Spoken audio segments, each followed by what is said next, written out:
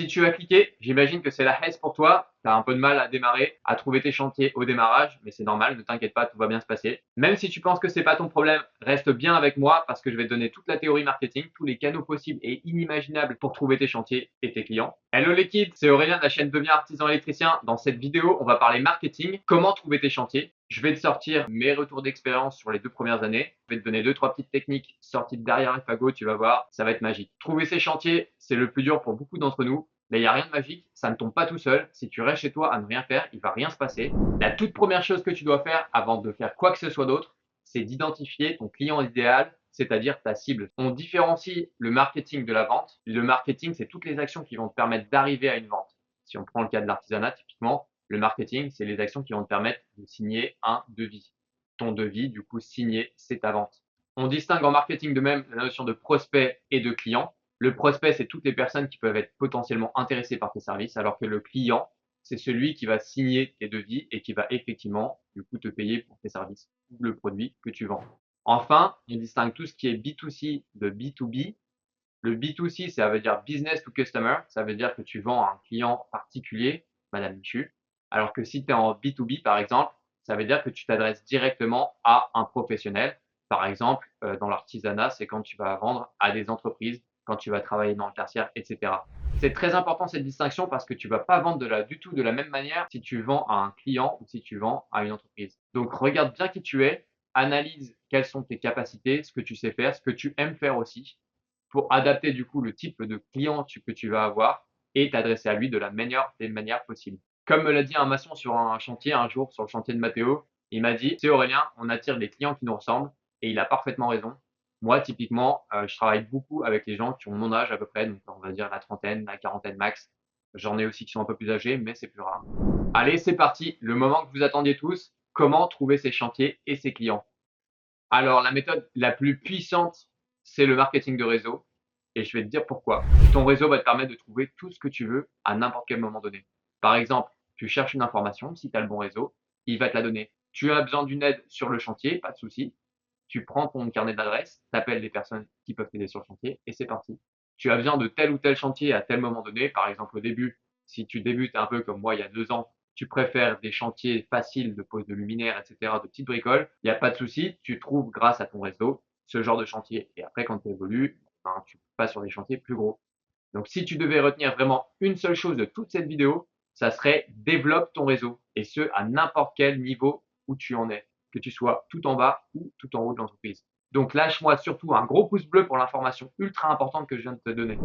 Donc maintenant, on va passer aux techniques pour te construire ce réseau. Je vais commencer des techniques les plus importantes à celles les moins importantes quand tu débutes en tout cas. Le premier type de réseau, c'est le réseau personnel et familial. C'est la première chose que tu dois activer quand tu vas démarrer, ok? Tu vas regarder qui tu connais dans ta région, qui connaît ta famille, et tu vas du coup contacter ces personnes-là le plus rapidement possible. Tu leur dis que tu lances, que tu dois trouver des chantiers, tu offres tes services à la limite gratuitement pour certaines petites bricoles au départ, en échange d'autres services.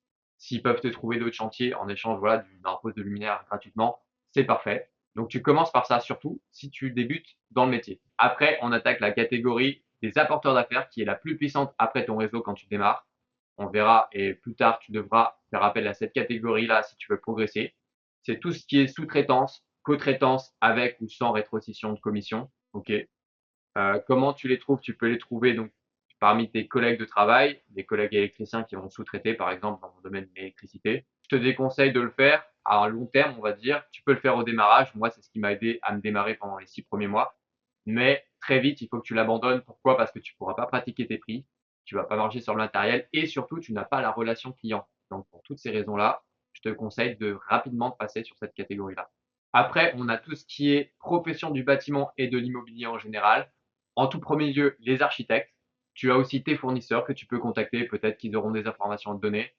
Après, tu peux avoir aussi tout ce qui est pisciniste, constructeur, vendeur de spa, toutes les professions un peu annexes comme ça. Et tu as aussi les agences immobilières, bien entendu. Et là, je vais te donner une technique de Ratus.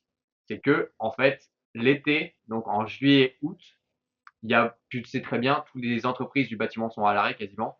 Et donc, toi, si tu restes en juillet, août à charbonner, à ce moment-là, tu peux contacter les agences et là, tu vas faire un malheur. Typiquement, j'ai un collègue qui est plombier qui a fait ça en août dernier sur Tours avec Citia. Il s'est fait des couilles en or. Donc, pense à la saisonnalité aussi, surtout, ça peut influencer sur ton chiffre d'affaires. Tu peux faire ce genre de client l'été, par exemple. Et enfin, on a tout ce qui est apporteur d'affaires professionnels, donc ceux qui vendent leur carnet d'adresse. Je sais que ça existe, je ne l'ai pas fait, c'est pas trop ma came, on va dire, j'ai pas trop envie de passer par ce genre de personnes, mais pourquoi pas? Sache que ça existe et qui peuvent t'aider à trouver des chantiers. Comment trouver donc ce réseau-là? Comment construire ce réseau-là? Eh ben, c'est très simple. Tu vas le faire grâce aux techniques que je vais te donner ultérieurement sur comment faire ta pub. Enfin, la dernière catégorie de réseau, c'est le bouche à oreille. Donc, c'est toutes les personnes qui vont parler de toi à des personnes qui connaissent dans leur cercle proche, d'accord? Donc, c'est pas des personnes de rang 1, ce qu'on appelle, c'est pas des gens que tu connais directement, c'est des personnes de rang 2. C'est quelqu'un que tu connais qui va parler à quelqu'un qui connaît. Mais cette technique-là, honnêtement, tu vas voir dans mes résultats, je vais te le montrer direct, ça ne marche pas, c'est de la merde en barquette. Donc ne compte pas dessus, ça va marcher sans doute, peut-être, voilà, à moyen terme, mais ça te fera un petit complément de revenu, mais ne compte pas dessus quand tu démarres surtout. Si on analyse mes résultats sur l'année 2022, on remarque sans surprise que ce qui est mon réseau personnel qui m'a permis donc de développer mon chiffre d'affaires, suivi après d'étonnamment des cartes de visite que j'avais distribuées en fait dans mon quartier quand je m'étais lancé au tout début. Ça avait pas mal marché, surtout qu'en fait je prenais mon temps de jogging pour les distribuer, donc tu vois, je perdais pas de temps à les distribuer entre guillemets, et ça m'a rapporté au final pas mal de chiffre d'affaires. J'aurais peut-être dû persévérer dans cette méthode-là.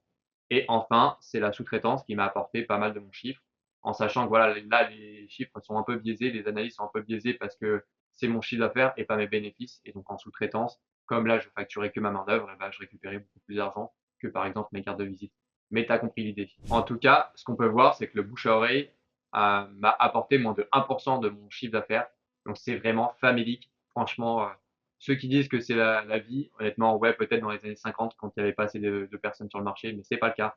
Donc, tu l'oublies direct pour lancer ton entreprise en tout cas. Ça en fait déjà des informations et des idées. Si tu es encore là, surtout abonne-toi pour ne rien manquer de mes prochaines vidéos. On en arrive au marketing de la publicité dite traditionnelle. Là, tu peux commencer, comme je te l'ai dit au préalable, comme je l'ai fait, par faire des cartes de visite et des flyers. Là, d'ailleurs, j'ai une idée qui me vient. Tu peux même, par exemple, typiquement en électricité, proposer un diagnostic électrique gratuit de la période de la maison. Tu balances ça à, je sais pas moi, disons 5000 maisons. Sur les 5000 maisons en centre-ville, enfin, ou appartement, tu auras, disons, je sais pas, je dis n'importe quoi, 100 retours. Sur les 100 retours, tu pourras faire effectivement une cinquantaine de devis. Sur la cinquantaine de devis, tu en signeras, disons, allez, même si t'es bas, on va dire 20 sur les 50. Et boum, ça te fait déjà 20 chantiers, alors que ça t'aura pris peut-être 3 jours à tout péter, à faire le flyer et le distribuer dans la boîte aux lettres. Après, tu peux avoir tout ce qui est opération de phoning. Là, je te le conseille de faire uniquement en B2B, donc pas d'appeler des clients particuliers, Madame Michu, etc. Non, tu appelles des entreprises, tu appelles des collègues de ton domaine pour faire de la sous-traitance, etc., etc. Après, tu as tout ce qui est porte-à-porte. Là, c'est plus trop utilisé, mais justement, je suis convaincu que ça peut marcher. C'est ce que je ferai ici sur l'île de Ré si j'ai du mal à me lancer. À un moment, j'irai taper aux portes et ça partira, tu vas voir, c'est sûr que je trouverai des chantiers comme ça. Tu as après tout ce qui est permis de construire en mairie. Tu peux aller en mairie et récupérer les permis de construire, c'est légal, c'est censé être une information publique. Et une fois que tu as ces informations-là, tu te déplaces et tu essaies de trouver les clients pour proposer tes services. On ne sait jamais. Peut-être qu'ils n'avaient pas d'électricien ou que leur électricien leur a claqué dans les doigts entre-temps. Tu sais pas, dans le doute, tu peux faire ça peut marcher. Après, tu as tout ce qui est flocage du camion. Donc là, moi, je l'ai pas fait parce que tu peux plus après dans les déchetteries particulières. Et donc, honnêtement, c'est une perte de temps et d'argent au départ, en tout cas, d'aller dans les déchetteries pro. Donc, floque ton camion si tu veux, mais en tout cas, je suis pas sûr que ça va bien marcher. Qui a vraiment déjà contacté quelqu'un parce qu'il a vu un numéro sur un camion? Je sais pas. Après, tu as tout ce qui est des stands dans des événements, et là, tu vas devoir lâcher un peu de pognon et tu auras aucune idée du retour sur investissement tant que tu l'auras pas fait. Donc, tu vois, à éviter. Je suis pas trop pour. Tu as tout ce qui est PQR, donc toute la presse quotidienne régionale. Tu peux essayer de faire des articles sur toi, donc contacter des journalistes et dire que tu te lances. Ça peut marcher. Et enfin, là, une petite technique de derrière les fagots. Tu peux te positionner sur un marché très spécifique. Par exemple, moi, j'ai trouvé des électriciens qui étaient spécialisés dans les logements handicapés. Et quand tu fais cette spécialisation-là, après, ils te référencent sur leur annuaire et du coup, tu trouves des chantiers comme ça. Alors au début, ça risque de pas trop marcher, mais petit à petit, si tu es rare dans ce que tu fais et que tu es bon, là, c'est sûr que tu trouves des chantiers à vie. Donc surtout, like-moi cette vidéo pour tous les conseils de pirate que je suis en train de te donner. Enfin, on arrive à ma partie préférée, c'est le marketing de publicité digitale sur internet. Il faut absolument que tu te crées un compte sur Google Maps. C'est vraiment crucial, dès le départ et que tu demandes à tes premiers clients de te noter sur, Google si ils ont été satisfaits de tes services. Parce que si tu te prends 1 sur 5 dès le départ, ça risque de faire mal. Donc, surtout, tu fais attention avec ça, mais si tu sais que le client est content, surtout tu lui demandes de noter absolument ton compte Google. Et je vais te donner même une technique que j'ai vue être utilisée sur Tours pour avoir très rapidement plein d'avis. Bon, tu peux faire des faux avis, mais je te conseille absolument pas de pas le faire. Reste honnête, récupère des vrais avis. Et comment tu peux le faire rapidement? C'est simple, tu vas devoir faire de la publicité sur Google par contre. Au début, ils te donnent même un peu de promo. Et après, en fait, une fois que tu vas avoir cette publicité, c'est génial parce que déjà, un, ça va te permettre de trouver des clients. Et deux, surtout, ils t'ont trouvé via Google. Donc, ça veut dire qu'ils ont une grande probabilité d'avoir une adresse Gmail et de pouvoir te noter sur Google. Parce qu'il faut savoir, s'ils n'ont pas d'adresse Gmail, ça ne va pas marcher. Donc, si tu fais ça, j'en ai vu un sur Tours, il est monté à 40 avis en peut-être, tu vois, 6 mois parce qu'il faisait de la publicité, qui tapait numéro 1 et qui trouvait ses chantiers et ses clients grâce à ça. Et effectivement, donc si on regarde maintenant mon chiffre d'affaires, tu vois, pour 2023, bon, c'est les apporteurs d'affaires cette fois qui m'ont apporté le plus gros de mon chiffre, notamment Lucas que je salue, qui est un ami d'enfance que j'ai retrouvé du coup après avoir lancé mon entreprise. Salut Lucas, merci beaucoup pour tout ce que tu m'as apporté. En deuxième point, c'est Google Maps, tu vois, c'est vraiment rien que Google et j'ai dépensé 0 pour ça. Rien qu'avec mes 5 étoiles sur Google, j'ai pu trouver 30 de mon chiffre d'affaires. Après, tu as mon réseau personnel, tu vois, qui performe encore pas mal. Et attention, le bouche-à-oreille a multiplié par 2 son chiffre d'affaires pour arriver à 2 miséreux pourcents. Non, franchement, tu vois, le bouche-à-oreille, moi, j'y crois pas du tout.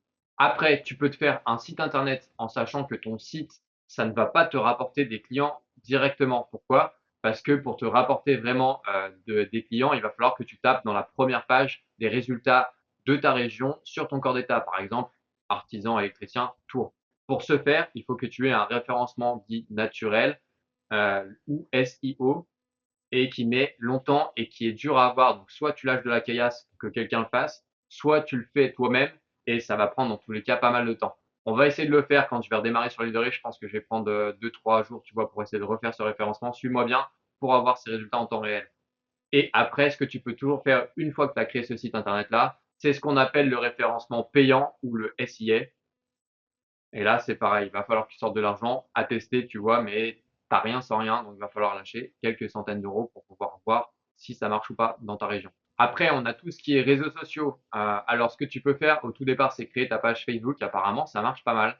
J'y croyais pas trop, mais on m'a dit que ça marchait bien. Donc, tu peux tester. Dans tous les cas, c'est gratuit, donc fais-le. Tu peux après publier sur des groupes, tu sais, d'entraide Facebook de ta région. Et apparemment, là, c'est pareil. Tu dis que tu te lances, etc., que tu fais des prix à tes premiers clients et tu vas voir, normalement, ça devrait marcher.